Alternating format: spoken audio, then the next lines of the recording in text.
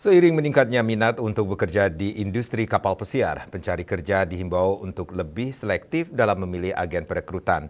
Pastikan agen perekrutan memenuhi resmi, terutama yang berkaitan dengan sistem informasi usaha dan ketenagakerjaan awak kapal.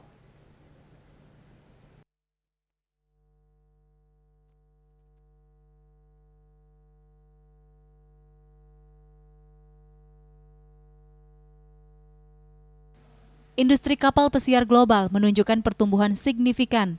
Kondisi tersebut mendorong pemenuhan kebutuhan ribuan bahkan puluhan ribu tenaga kerja atau awak kapal baru setiap tahun. Perkembangan ini memberikan dampak positif terhadap sektor ketenagakerjaan, khususnya bagi awak kapal pesiar, khususnya dari Bali sebagai penyumbang terbesar selama ini tenaga profesional di kapal pesiar. Seiring meningkatnya minat untuk bergabung di industri ini, pencari kerja dihimbau untuk lebih selektif dalam memilih agen perekrutan.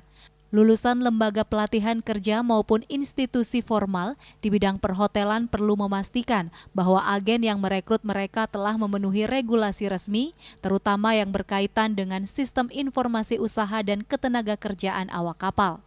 Hingga saat ini, masih banyak agen yang belum memenuhi ketentuan tersebut. Untuk bisa join di kapal pesiar, ini yang harus dihati-hati ya, khususnya untuk para pencari kerja kandidat yang saat ini baru saja lulus LPK atau lembaga pelatihan kerja maupun yang formal dalam hal perhotelan, itu harus tahu dulu ya agen mana mereka akan direkrut. Nah, karena masih banyak agen-agen yang sampai saat ini belum memenuhi regulasi, khususnya regulasi SYUKAP.